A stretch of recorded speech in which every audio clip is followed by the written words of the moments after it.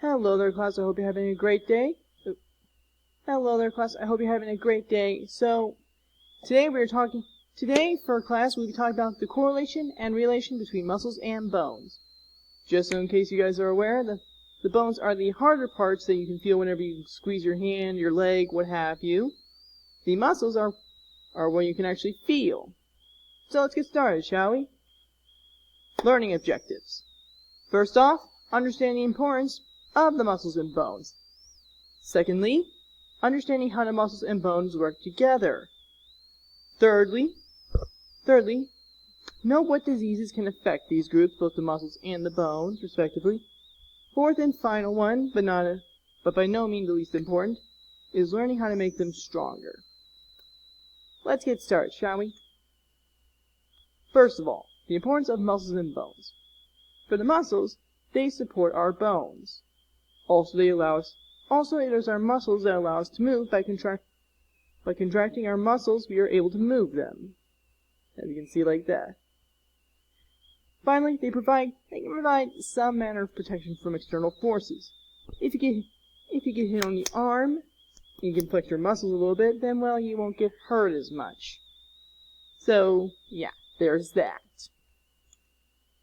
Nextly, bones.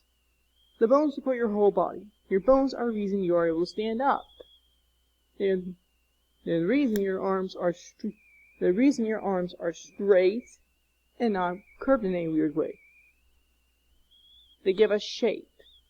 That is the reason why your head is a square, why your body is tubular, why your fingers are like this. Right? And apparently why my thumb is somewhat bendy. What have you. Nextly, it holds our muscles so we don't look like some kind of weird science experiment. Trust me, if you've seen any kind of cartoon where someone is some kind of weird scientist and, well, I think you can get the idea. They come out looking like some weird blob at some point. Ugh. Yeah, our bones are what allow us to refrain from looking like that. What fun, huh? Next, how do muscles and bones work together? Firstly, the muscles pull on the bones.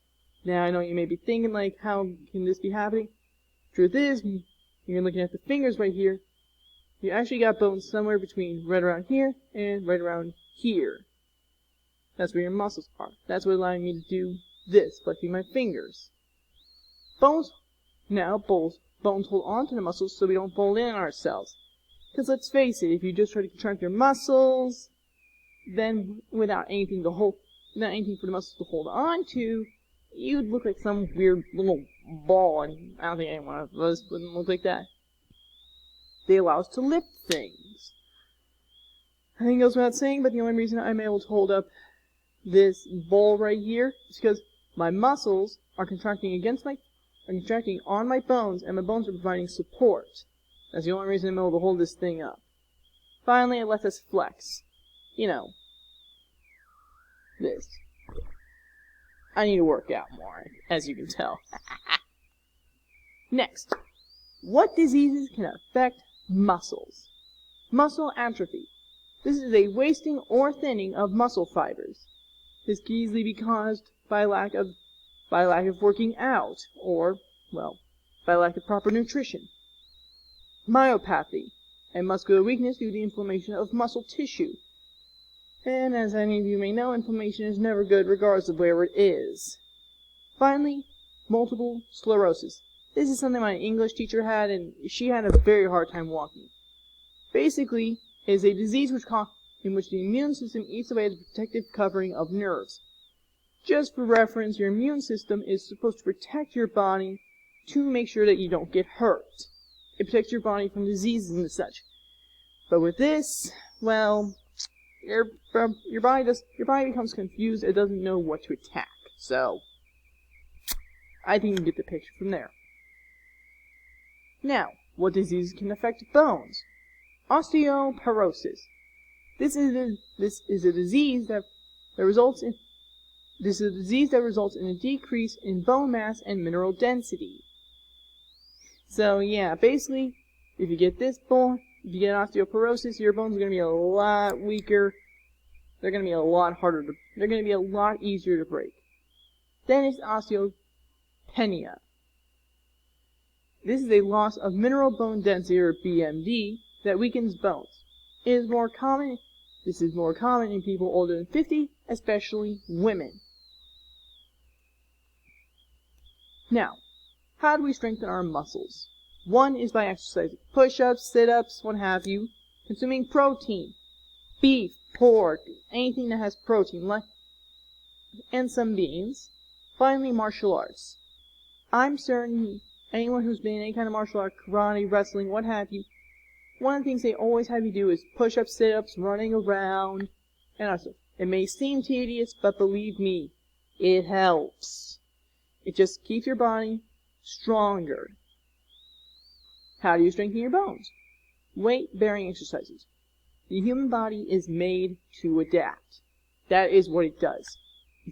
When you break your muscle when you start tearing your muscle fibers from lifting, they slowly go back stronger.